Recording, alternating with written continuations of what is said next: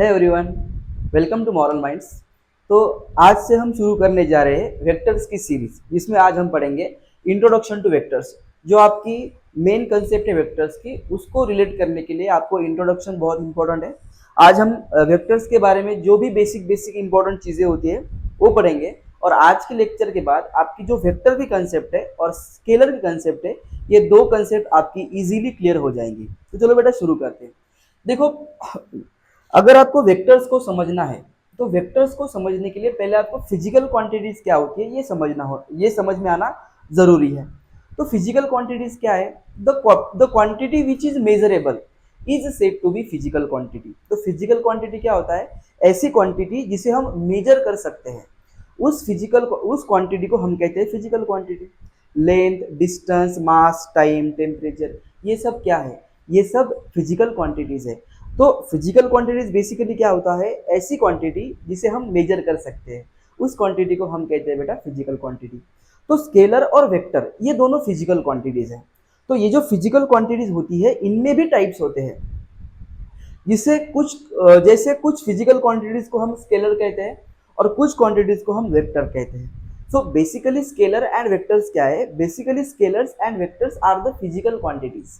सो scalar quantities कौन सी होती है और वेक्टर्स क्वांटिटी कौन सी होती है, ये हमें देखना है। बट अभी आपको समझ में आ रहा होगा कि वेक्टर्स जो है और स्केलर्स जो है, ये दोनों फिजिकल क्वांटिटीज है। ओके, तो पहली बात देखो कि स्केलर क्या होता है। तो फर्स्ट ऑफ ऑल मैं आपको उसका स्केलर की डेफिनेशन लिखता हूँ, उसके बाद मैं आपको उसको एक्सप्लेन करूंगा। सो what is mean by scalar? It is a physical quantity, the physical quantity which have only magnitude such a quantity is said to be scalar magnitude। Okay, देखो फिजिकल क्वांटिटी क्या है, स्केलर क्या है? The physical quantity which have only magnitude. ऐसी physical quantity जिस quantity को सिर्फ और सिर्फ मैग्नीट्यूड रहता है, उस फिजिकल क्वांटिटी को हम कहते हैं scalar. So what is mean by magnitude और what is mean by scalar? पहले बात ये आप समझ लो। देखो, मैग्नीट्यूड क्या होता है बेटा? मैग्नीट्यूड होता है नंबर एंड यूनिट। तो नंबर एंड यूनिट, ये दो चीजें मिला के मैग्नीट्यूड बनता है। ओके, तो जिस ऑब्जेक्ट को रिप्रेजेंट करने के लिए सिर्फ और सिर्फ, या फिर जिस फिजिकल क्वांटिटीज को रिप्रेजेंट करने के लिए सिर्फ और सिर्फ मैग्नीट्यूड की जरूरत होती है, उस फिजिकल क्वांटिटी को हम कहते हैं बेटा स्केलर। फॉर एग्जाम्पल देखो, अगर तुम्हारी मम्मी ने तुम्हें दुकान में से 3 kg का शुगर घर पे लाने के लिए आपको कहा है, फॉर एग्जाम्पल अगर आपके घर में गेस्ट आए हुए हैं, उनके लिए चाय बनानी है या फिर शरबत बनाना है, और आपके घर में जो चीनी है, जो शुगर है, वो खत्म हो गई, तो आपके मम्मी ने क्या कहा? आपको कहा कि जाओ दुकान में से 3 kg की शुगर लेके आओ। तो ये शुगर है, शुगर को, ये 3 kg है, ये शुगर का क्या है बेटा? मैग्नीट्यूड है। और ये 3 kg ने एक फिजिकल क्वांटिटी रिप्रेजेंट की है, जो है, देखो, अब ये शुगर जो है, ये शुगर को किसने रिप्रेजेंट किया? 3 kg। बट ये 3 kg ने शुगर के मास को रिप्रेजेंट किया है। Okay, so mass is a physical quantity. Okay, तो इस मास को रिप्रेजेंट करने के लिए किस चीज की जरूरत पड़ी? इस मैग्नीट्यूड की। मैग्नीट्यूड माने क्या? Number and unit. तो अगर आपको मास को रिप्रेजेंट करना है तो किसकी जरूरत पड़ती है? सिर्फ और सिर्फ मैग्नीट्यूड की जरूरत पड़ती है। देखो, फॉर एग्जांपल इसके अलावा इस शुगर का, इस 3 kg ने क्या किया? शुगर के मास को रिप्रेजेंट किया। ओके, फॉर एग्जांपल टेम्परेचर है, किसी ऑब्जेक्ट का temperature for example 30 degree Celsius है, तो ये 30 डिग्री सेल्सियस क्या है? एक नंबर है और यूनिट है जिसे हम मैग्नीट्यूड कहते हैं। तो टेम्परेचर को रिप्रेजेंट करने के लिए सिर्फ और सिर्फ किसकी जरूरत पड़ी? सिर्फ और सिर्फ मैग्नीट्यूड की जरूरत पड़ी। So what are the scalars are those quantities which have only magnitude. इसका मतलब क्या? ऐसी फिजिकल क्वांटिटीज जिनको रिप्रेजेंट करने के लिए सिर्फ और सिर्फ मैग्नीट्यूड की जरूरत होती है, किसी डायरेक्शन की जरूरत नहीं होती, ऐसी क्वांटिटीज को हम कहते हैं बेटा स्केलर्स। लेंथ, मास, डिस्टेंस, टाइम, टेम्परेचर, ये सब क्या है? ये सब स्केलर है। मान लो अभी रात के 3 बजे है, तो ये रात के 3 बजे जो है, ये 3 बजने के लिए टाइम जो है 3 AM हुआ है अभी। तो इस 3 AM ने क्या किया? टाइम को रिप्रेजेंट किया। और टाइम को रिप्रेजेंट करने के लिए सिर्फ और सिर्फ 3 am की जरूरत पड़ी, मतलब सिर्फ और सिर्फ मैग्नीट्यूड की जरूरत पड़ी, डायरेक्शन की जरूरत नहीं पड़ी। तो टाइम क्या है, time is a scalar quantity. Okay, तो आई होप अभी आपको स्केलर समझ में आ चुका होगा। नेक्स्ट है अपने पास वेक्टर्स। सो वेक्टर्स क्या है, तो vectors are the physical quantities which have magnitude as well as direction. The physical quantities which have magnitude as well as direction, and which obeys the vector law of addition, the vector law of addition. देखो आराम से पढ़ेंगे, कोई जल्दबाजी नहीं है, ये बहुत इंपॉर्टेंट है। देखो देखो वेक्टर वेक्टर जो है वो आराम से पढ़ो, क्योंकि वेक्टर इंपॉर्टेंट है, हालांकि स्केलर भी इंपॉर्टेंट है, बट वेक्टर बच्चों को थोड़ा सा दिक्कत देता है। ओके, देखो आपको इतना ही समझना है कि वेक्टर क्या है, मैग्नीट्यूड और डायरेक्शन। बहुत सारे बच्चे इसमें ही फंसे रहते हैं, उन्हें लगता है कि वेक्टर मतलब मैग्नीट्यूड डायरेक्शन, बेसिक बेसिक बातें छूट जाती है बेटा। ठीक है, ऐसा नहीं करना, वेक्टर को आपको डिटेल में पढ़ना है। तो मान लो अपने पास एक क्लास है और एक क्लास में 2 स्टूडेंट है, वैसे तो बहुत सारे स्टूडेंट है, बट अपन एग्जाम्पल के लिए 2 स्टूडेंट पकड़ते हैं। एक अपने पास ए स्टूडेंट है और दूसरा अपने पास बी स्टूडेंट है। मैं किसी का नाम नहीं लूंगा बेटा, नाम लिया तो बच्चों को बुरा लगता है, ठीक है। तो अपने पास 2 स्टूडेंट है, एक ए स्टूडेंट एक बी स्टूडेंट। मान लो ए बच्चे ने कुछ शरारत की क्लास में, कुछ मस्ती की उसने, और उसने जो शरारत की वो टीचर ने देख लिया। तो अगर इसने शरारत की है तो टीचर ए को पनिश करेगा, वो बी को नहीं पनिश करेगा। क्यों? क्योंकि मस्ती जो है वो ए ने की है। तो जब टीचर ए को पनिश कर रहा है, इसका मतलब क्या, टीचर ए के ऊपर फोर्स अप्लाई कर रहा है। तो फोर्स अप्लाई करने के लिए किस चीज की जरूरत होती है, फोर्स का तो एक मैग्नीट्यूड होता है, बट अगर किसी ऑब्जेक्ट के ऊपर हमें फोर्स अप्लाई करना है तो क्या करेंगे अपन, हमें फोर्स अप्लाई करने के लिए पर्टिकुलर डायरेक्शन की जरूरत होती है। ओके, तो टीचर ए को पीटेगा, बी को नहीं पीटेगा। क्यों? क्योंकि उसको फोर्स अप्लाई करना है, और फोर्स अप्लाई करने के लिए डायरेक्शन की जरूरत पड़ती है। तो ऐसी कुछ फिजिकल क्वांटिटीज होती है जिनको अप्लाई करने के लिए हमें जो है डायरेक्शन की जरूरत पड़ती है। मान लो मुझे फॉर एग्जांपल पुणे से मुंबई जाना है, तो पुणे से मुंबई जाना मतलब क्या, मेरी डिस्प्लेसमेंट हो गई। तो डिस्प्लेसमेंट क्या है, displacement is a vector quantity. क्यों? क्योंकि मुझे डिस्प्लेसमेंट मतलब क्या, डिस्टेंस कवर करना है मुझे, तो डिस्टेंस कवर करने के लिए भी तो डायरेक्शन की जरूरत होती है। तो कुछ क्वांटिटीज ऐसी होती है जिनको अप्लाई करने के लिए, या फिर जिनको यूज करने के लिए, या फिर रिप्रेजेंट करने के लिए हमें मैग्नीट्यूड की भी जरूरत पड़ती है और हमें डायरेक्शन की भी जरूरत पड़ती है। सो ऐसी क्वांटिटीज को हम कहते हैं बेटा वेक्टर क्वांटिटीज। आपका स्पीड, सॉरी आपकी वेलोसिटी, आपकी डिस्प्लेसमेंट, आपका फोर्स, ये जो क्वांटिटीज है ये सब क्वांटिटीज क्या है बेटा, ये सब क्वांटिटीज वेक्टर क्वांटिटीज है। सो आई होप आपको वेक्टर क्वांटिटीज समझ में आ चुका होगा। ऐसी क्वांटिटीज जिन क्वांटिटीज को रिप्रेजेंट करने के लिए, या फिर जिस क्वांटिटीज को मैग्नीट्यूड भी होता है, ओके, और डायरेक्शन भी होती है, तो ऐसी क्वांटिटीज को अपन कहते हैं बेटा वेक्टर। बट अपने पास करंट है, करंट को मैग्नीट्यूड भी है, और करंट फ्लो करने के लिए हमें पर्टिकुलर डायरेक्शन की भी जरूरत पड़ती है। सो करंट क्या एक वेक्टर क्वांटिटी है? नहीं, करंट एक वेक्टर क्वांटिटी नहीं है, बावजूद उसको मैग्नीट्यूड भी है और डायरेक्शन भी है। बट करंट एक चीज ओबे नहीं करता, वो है बेटा वेक्टर लॉ ऑफ एडिशन। देखो 3+4 = 7 होता है, ओके, बट अगर ये स्केलर है तो, बट अगर ये 3 किसी वेक्टर का मैग्नीट्यूड है, 4 किसी वेक्टर का मैग्नीट्यूड है, और अगर हम उसको ऐड कर रहे हैं तो उसका आंसर मे बी 7 आ सकता है, या मे बी 7 नहीं आ सकता, उससे कम भी आ सकता है, उससे ज्यादा भी आ सकता है। It depends on its direction. Okay, so I hope आपको स्केलर भी समझ में आ चुका होगा और वेक्टर भी समझ में आ चुका होगा। अभी हमें वेक्टर्स के टाइप देखने हैं। ओके, तो फिलहाल के लिए मैं इसको अभी इरेज करता हूँ, और अभी हमें देखना है बेटा step by step types of vector.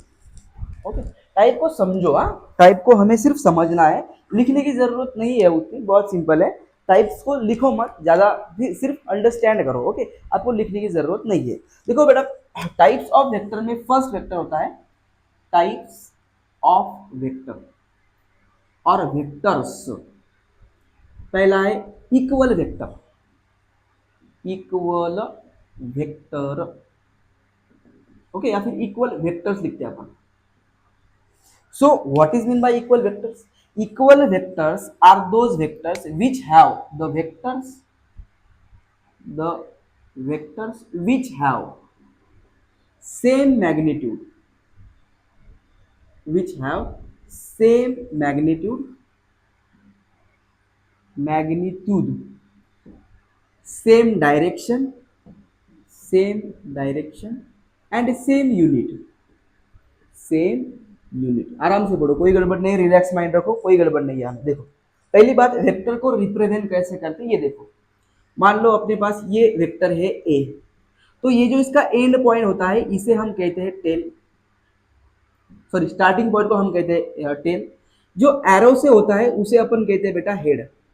और ये जो इसकी लेंथ है, ये लेंथ रिप्रेजेंट करती है इसका मैग्नीट्यूड। ओके, तो लेंथ मैग्नीट्यूड रिप्रेजेंट करती है, स्टार्टिंग पॉइंट टेल रिप्रेजेंट करता है, और ये जो हेड है ये डायरेक्शन रिप्रेजेंट करता है। तो ये हो गया अपना वेक्टर का रिप्रेजेंटेशन। हेड डायरेक्शन रिप्रेजेंट करता है, ये टेल होता है स्टार्टिंग पॉइंट, ओके, और ये जो लेंथ है इसकी ये रिप्रेजेंट करता है magnitude. So what is mean by equal vector? हमने यहाँ पर क्या लिखा है बेटा? Equal vector. तो मान लो अपने पास दो वेक्टर है, एक वेक्टर ए है और एक वेक्टर बी है। ओके, सो अगर वेक्टर ए और वेक्टर बी का मैग्नीट्यूड इक्वल है, डायरेक्शन इक्वल है और दोनों का यूनिट भी इक्वल है, तो उस केस में हम कहते हैं उन्हें इक्वल वेक्टर। मान लो अपन ने 3 न्यूटन फोर्स अप्लाई किया नॉर्थ डायरेक्शन की तरफ, 3 न्यूटन, या फिर साउथ की तरफ लिखते हैं अपन, 3 न्यूटन साउथ पे, और दूसरा फोर्स अप्लाई किया 3 न्यूटन सेम साउथ पे, तो पहला 3 न्यूटन और दूसरा 3 न्यूटन क्या रहेगा बेटा? इक्वल वेक्टर रहेगा। ओके, मान लो अपन ने 3 यूनिट वेलोसिटी अपने अप्लाई करी साउथ की डायरेक्शन में, और हमने 3 यूनिट फोर्स अप्लाई किया साउथ की डायरेक्शन में।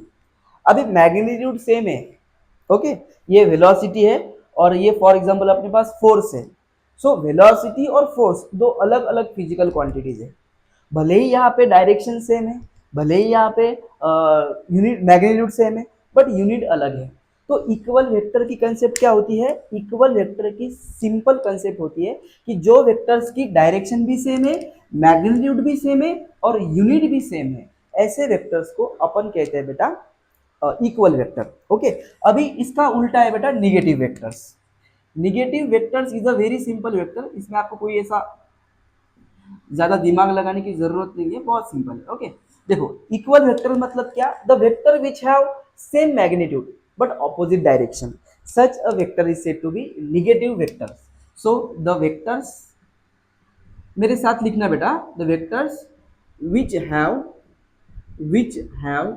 same magnitude but opposite direction, such a vector is said to be negative vector। For example अपने पास वेक्टर ए है, फिर से अपने पास वेक्टर बी है, इसका मैग्नीट्यूड है फॉर एग्जाम्पल 4 यूनिट, इसका भी मैग्नीट्यूड है फॉर एग्जाम्पल 4 यूनिट, बट यहाँ पर ए फॉरवर्ड की तरफ जा रहा है और बी बैकवर्ड की तरफ जा रहा है, मतलब उनकी डायरेक्शन ऑपोजिट है। तो ऐसे दो वेक्टर्स जिनका मैग्नीट्यूड तो सेम है बट डायरेक्शन ऑपोजिट है, ऐसे वेक्टर्स को अपन कहते हैं बेटा निगेटिव वेक्टर्स। ओके, इसके बाद है बेटा पैरेलल वेक्टर्स। सभी ने पैरेलल लाइंस को 10th में 9th में समझा होगा, तो उसी के बेस पर पैरेलल वेक्टर्स है। ओके, तो यहाँ पर पैरेलल वेक्टर्स क्या होता है ये पहले समझो। पैरेलल वेक्टर्स मतलब क्या? The vectors which have zero angle between them, such a vector is said to be parallel vectors. Okay, यहाँ पर मैं लिखता हूं the vectors which have 0 degree angle between them, such a vector is said to be parallel vector। मान लो अपने पास एक vector A है, एक वेक्टर बी है। ओके, तो इनके बीच में जो डायरेक्शन, सॉरी इनके बीच में जो एंगल है वो कितने डिग्री का है? वो 0 डिग्री का है। सो जैसे दो वेक्टर्स के बीच में 0 डिग्री का एंगल रहता है, तो वैसे वेक्टर्स को अपन कहते हैं बेटा पैरेलल वेक्टर। इसके बाद होता है बेटा anti parallel vector. Parallel vector में जो एंगल होता है वो होता है 0 डिग्री का, बट एंटी पैरेलल में जो एंगल होता है, एंटी पैरेलल वेक्टर्स में जो एंगल होता है वो होता है 180 डिग्री का। तो इसको अपन क्या लिखेंगे, इसको अपन लिखेंगे the vectors which have, the vectors which have 180 degree angle between them. कितना एंगल होता है उनके बीच में, 180 degree angle between them, such a vector is said to be anti parallel vector. देखो मान लो अपने पास में अभी ए बी अपन नहीं पकड़ेंगे, अभी पकड़ेंगे अपन पी और अभी पकड़ेंगे अपन क्यू। देखो बेसिकली पी और क्यू कभी भी इंटरसेक्ट नहीं करेंगे एक दूसरे को, क्योंकि वो पैरेलल की स्टेट में है। बट यहाँ पे क्या हुआ, पहले वो दोनों की डायरेक्शन सेम थी और उनके बीच में एंगल जीरो था। अभी दोनों का मैग्नीट्यूड भले ही सेम रहे ना रहे, हमें कोई फर्क नहीं पड़ता, बट इस केस में क्या है, यहाँ पर वेक्टर पी फॉरवर्ड की तरफ जा रहा है, वेक्टर क्यू बैकवर्ड की तरफ जा रहा है। तो इनके बीच में एंगल कितना बना है, 0 डिग्री नहीं बना है। 0 डिग्री कब बनेगा, जब उनकी डायरेक्शन सेम रहेगी। ओके, बट यहाँ पर डायरेक्शन ऑपोजिट है और ये दोनों एक दूसरे को कभी भी इंटरसेक्ट नहीं करेंगे। मतलब ये पहले फॉरवर्ड था, अभी हमने उसको रिवर्स करके यहाँ पर फिर थोड़ा सा रोटेट करके यहाँ पर हमने उसको बैकवर्ड लाया है। तो रोटेट करने के लिए कितना डिग्री हमें घूमना पड़ा, 180 डिग्री। मतलब इनके बीच में एंगल कितना होता है बेटा, 180 degree. So anti parallel vectors are those vectors which have 180 degree angle between them, such a vector is said to be anti parallel vectors. Okay, so ये जो चार टाइप्स थे आई होप आपको समझ में आ चुका होगा। एक और टाइप लिख लो, इसका नाम है बेटा collinear vectors. Collinear vectors, collinear vectors. देखो कोलिनियर मतलब क्या, जो वेक्टर्स सेम लाइन पे लाई कर रहे हैं उन वैसे वेक्टर्स को हम कहते हैं बेटा कोलिनियर। कोलिनियर वर्ड का मतलब बहुत सिंपल है, मान लो ये वेक्टर ए है, इसके सामने वेक्टर बी है, इसके सामने वेक्टर सी है, तो ए बी और सी ये तीनों वेक्टर्स क्या हुए, ये तीनों वेक्टर्स हुए बेटा collinear vector. Okay, so the vectors which lie on the same line is called collinear vector, collinear vectors. Okay, मान लो अपने पास ये वेक्टर ए है, इसके आगे वेक्टर बी है, इसके आगे वेक्टर सी है, तो ए बी सी एक सेम लाइन पे लाई कर रहे हैं।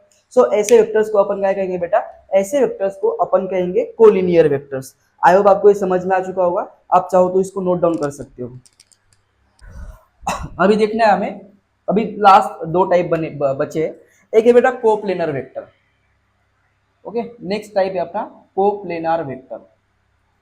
कोप्लेनर वेक्टर्स, देखो कोप्लेनर वेक्टर मतलब क्या, ऐसे वेक्टर्स जो सेम प्लेन में लाई कर रहे हैं उन वेक्टर्स को हम कहेंगे बेटा कोप्लेनर वेक्टर्स। कोप्लेनर वेक्टर मतलब बहुत सिंपल वेक्टर है। देखो मान लो अपने पास ये बोर्ड है, तो ये बोर्ड क्या है, ये बोर्ड एक प्लेन है। तो इस प्लेन में जितने भी वेक्टर्स लाई कर रहे हैं वो सारे के सारे वेक्टर्स क्या है बेटा, वो सारे के सारे वेक्टर्स कोप्लेनर है। मतलब क्या, जो वेक्टर्स सेम प्लेन में लाई करते हैं वैसे वेक्टर्स को हम कहते हैं बेटा coplanar vectors. The vectors, the vectors which lie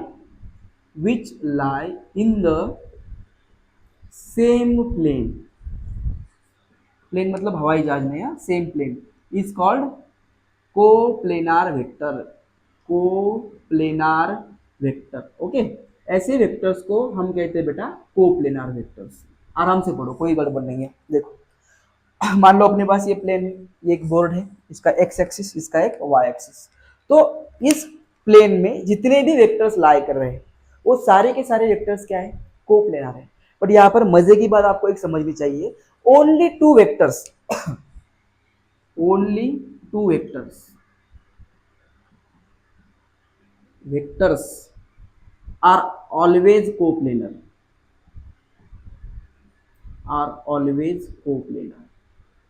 देखो दो वेक्टर्स हमेशा कोप्लेनर होते हैं। मतलब एक वेक्टर एक्स एक्सिस की तरफ जाएगा, दूसरा वेक्टर वाई एक्सिस की तरफ जाएगा, तो दो वेक्टर जो है वो हमेशा कोप्लेनर होते हैं। बट अगर थ्री वेक्टर्स है तो थ्री वेक्टर्स कोप्लेनर हो भी सकते हैं और कोप्लेनर नहीं भी हो सकते। तो यहां पर अपन नेक्स्ट पॉइंट लिखेंगे, three vectors, three vectors may be और may not be, may not be coplanar, coplanar, coplanar, और मे बी और मे नॉट बी कोप्लेनर। ठीक है, यहाँ पर यहाँ तक बस हो जाएगा। देखो, तीन वेक्टर्स हमेशा कोप्लेनर हो भी सकते या नहीं भी हो सकते, बट अगर दो वेक्टर्स है तो दो वेक्टर्स हमेशा कोप्लेनर होते हैं। Okay, last but not least और मोस्ट इंपॉर्टेंटली वो होता है बेटा अपना कॉनकरेंट वेक्टर्स। ओके, कॉनकरेंट वेक्टर्स, कॉनकरेंट वेक्टर्स आराम से पढ़ो, कोई गड़बड़ नहीं है। बस इसके बाद अपन यूनिट वेक्टर देखेंगे, और यूनिट वेक्टर मोस्ट इंपॉर्टेंट है, और नल वेक्टर सभी को पता है कि इसका मैग्नीट्यूड 0 होता है। ओके, आपको सिर्फ वो बता दूंगा, बट यहाँ पर आपको कॉनकरेंट वेक्टर समझना है। मान लो अपने पास तीन वेक्टर है, एक वेक्टर ए है, एक वेक्टर बी है, और ये एक वेक्टर सी है। ये अपना एक्स एक्सिस, ये अपना वाई एक्सिस, ये अपना जेड एक्सिस। ओके, ये अपना प्लेन हो गया। तो X axis, Y axis, Z axis की तरफ तीन वेक्टर्स हैं, ए बी और सी। अगर आप इनको गौर करोगे तो आप देख सकते हो कि ये तीनों का जो टेल है वो एक पॉइंट पे, वो एक सेम पॉइंट पे लाई कर रहा है। मतलब क्या, ये तीनों वेक्टर एक दूसरे को एक पॉइंट पे एक पॉइंट पे इंटरसेक्ट कर रहे हैं। तो कॉनकरेंट वेक्टर्स का मीनिंग क्या होता है? ऐसे वेक्टर्स जो किसी एक स्पेसिफिक पॉइंट पे इंटरसेक्ट कर रहे हैं, या फिर उनकी लाइन ऑफ एक्शन किसी एक पॉइंट पे इंटरसेक्ट कर रही है, वैसे वेक्टर्स को अपन कहते हैं बेटा concurrent vectors. So what is mean by concurrent vectors? The vectors whose line of action, और the vectors whose line of action और the vectors intersect at same point, such a vector is said to be concurrent vectors. Okay, तो ऐसे तीन vectors जो एक point पे intersect हो रहे हैं, या फिर उनकी लाइन ऑफ एक्शन, अभी लाइन ऑफ एक्शन तो आपको पता है, नहीं पता मैं ड्रॉ करता हूँ, डोंट वरी। वेक्टर ए, ये वेक्टर बी, ये वेक्टर सी। अगर हम इसको एक्सटेंड करेंगे इस लाइन को, तो ये होगा इसका लाइन ऑफ एक्शन। इसको अगर अपन एक्सटेंड करेंगे तो ये भी होगा इसका लाइन ऑफ एक्शन, और अगर इसको एक्सटेंड करेंगे तो ये भी होगा इसका लाइन ऑफ एक्शन। तो ये और ये तीनों क्या है? ये तीनों लाइन ऑफ एक्शन है। तो इसका ये एक्चुअली तीनों एक पॉइंट पे इंटरसेक्ट नहीं कर रहे हैं, बट अगर हम इनको एक्सटेंड करके देखें तो इनकी एक लाइन ऑफ एक्शन बनती है, और वो लाइन ऑफ एक्शन एक स्पेसिफिक पॉइंट पे क्या हो रही है? इंटरसेक्ट कर रही है। सो ये जो हो गया ये कॉनकरेंट वेक्टर हो गया। ओके, सभी जानते हैं बेटा नल का मीनिंग होता है जीरो। सो जिन वेक्टर्स का मैग्नीट्यूड जीरो होता है, ऐसे वेक्टर्स को अपन कहते हैं नल वेक्टर्स। ओके, चाहो तो आप इसको लिख सकते हो, बट मुझे नहीं लगता कि उसकी जरूरत पड़ेगी आपको। बट अभी जो मैं आपको बताने वाला हूं वो मोस्ट इंपॉर्टेंट वेक्टर्स है, इसका नाम है नल वेक्टर्स। इन सारे टाइप्स में बेटा नल वेक्टर बहुत इंपॉर्टेंट है। सॉरी, आई एम सॉरी, अभी मैं आपको बताने जा रहा हूँ मोस्ट इंपॉर्टेंटली यूनिट वेक्टर्स। इन सारे टाइप्स में बेटा बहुत इंपॉर्टेंट वेक्टर है जिसका नाम है बेटा यूनिट वेक्टर। ओके, यहाँ पर मैं लिखता हूँ unit vector. Types of vector में last but not least and most important unit vectors. Okay, which can be represented by n cap. Okay, देखो, मान लो मैंने कहा कि मेरे पास मैंने किसी ऑब्जेक्ट के ऊपर फॉर एग्जांपल फोर्स अप्लाई किया, और उस फोर्स का मैग्नीट्यूड है फॉर एग्जांपल 5 न्यूटन। तो फोर्स कौन सी क्वांटिटी है? Force is a vector quantity which have magnitude as well as direction. But इस केस में क्या हुआ? इस केस में ये हुआ कि इस केस में मैंने सिर्फ फोर्स अप्लाई किया और बता दिया कि मैंने 5 न्यूटन का फोर्स अप्लाई किया। कहाँ पे अप्लाई किया है, किधर अप्लाई किया है?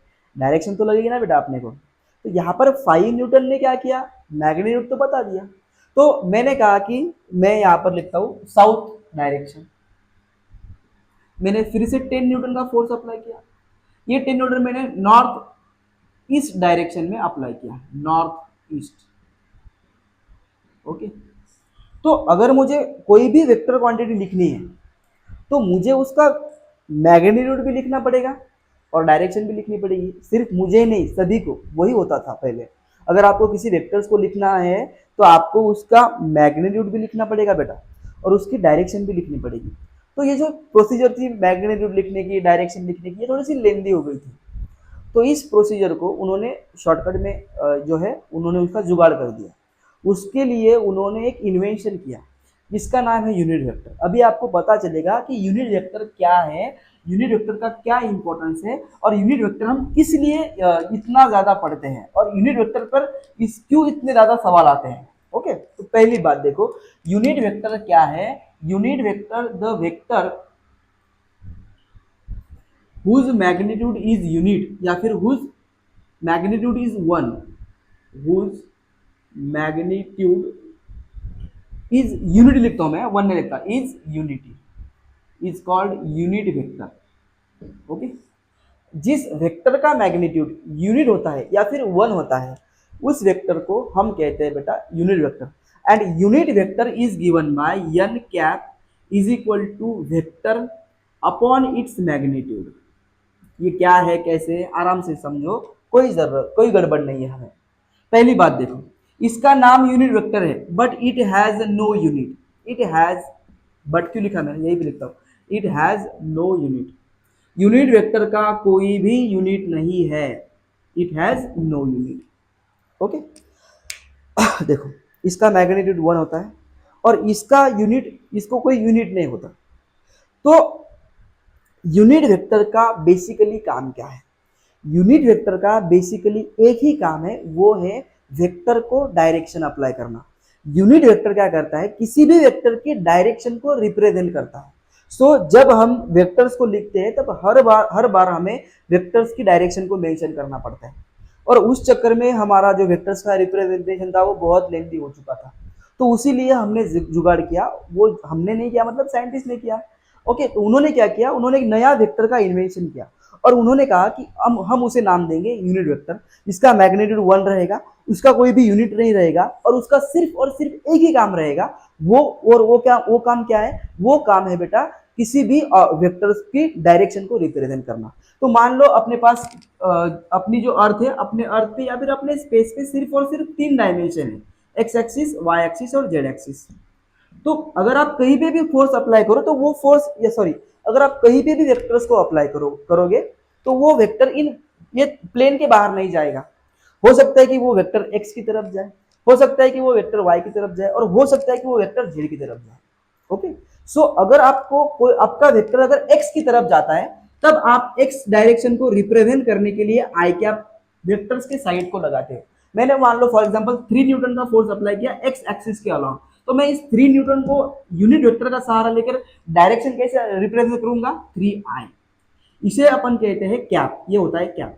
यूनिट वेक्टर के ऊपर हमेशा कैप लगती है, कैप मतलब वो यूनिट वेक्टर है। तो यहाँ पर मुझे डायरेक्शन लिखने की जरूरत नहीं पड़ी, मैंने यहाँ पर सिंपल आई कैप अप्लाई किया, और आई कैप अप्लाई करने के बाद मुझे पता चला कि यहाँ पर 3 न्यूटन का फोर्स लगा है एक्स डायरेक्शन की तरफ।